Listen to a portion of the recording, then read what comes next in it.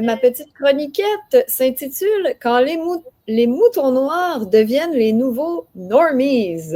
Donc, vous savez, c'est quoi les normies? Les gens qu'on pourrait dire qui dormaient durant la pandémie, entre autres.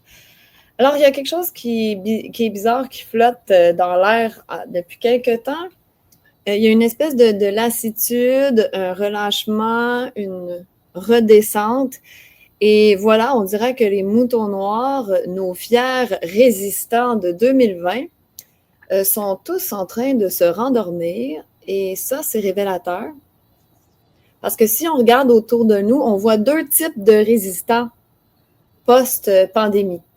Donc, tu as d'un côté ceux qui font, bon, c'est beau, j'ai donné, j'ai crié dans la rue, j'ai perdu des amis, j'ai perdu mon job, j'ai affronté les conflits familiaux.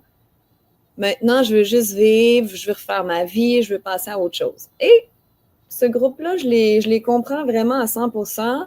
C'est humain de vouloir respirer après ce qu'on a vécu. Ouais. Mais le hic, c'est que ces gens-là sont aussi en train de se rendormir aussi doucement. Parce qu'à force de vouloir juste vivre, ben, on revient comme notre vie d'avant.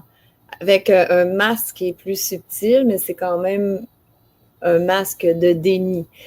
Et puis là, tu as de l'autre côté, tu as les méga révoltés, tu as ceux qui sont restés pris dans la colère, la révolte, la guerre, et qui deviennent des gens de caricature du complotiste, qui voient des complots partout, puis qui t'offusquent si tu oses rire ou faire de l'humour ou tourner le monde un peu en dérision. Parce que selon eux, dans un monde aussi corrompu, ben, si tu as le moindre élan de joie, tu es complice.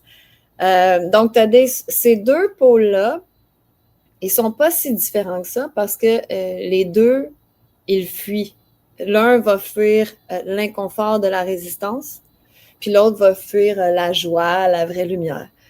Mais les deux côtés ont oublié une chose essentielle, c'est qu'on ne changera jamais le monde de l'extérieur. Jamais. Pas avec des manifs, pas avec des révoltes populaires, ni sur les réseaux sociaux à faire nos théories.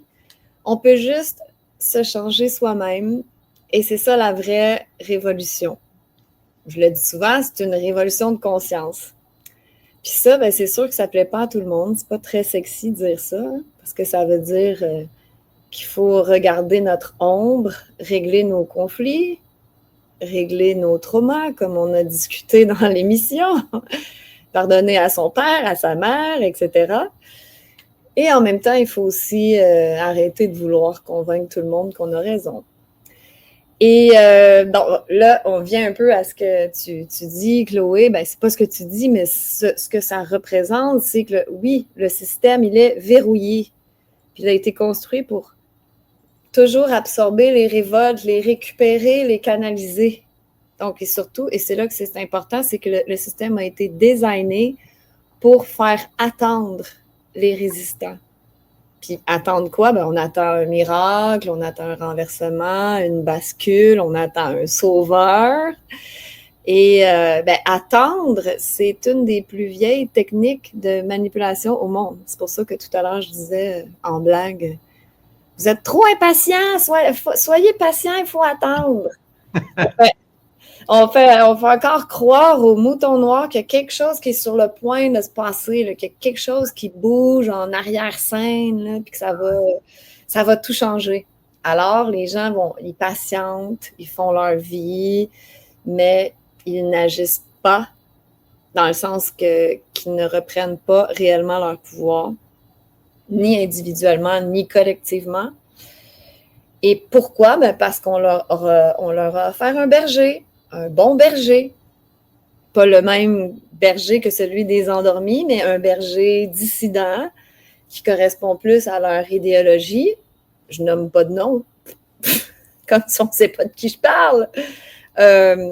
Un faux subversif, un rebelle, qui dit des vérités qui vont être juste assez choquantes pour qu'on y croie, mais qui va canaliser toute cette énergie de la résistance. Toute leur colère va être canalisée dans l'attente. Puis il faut comprendre qu'au contraire, c'est souvent quand on a un mauvais berger que les peuples s'éveillent.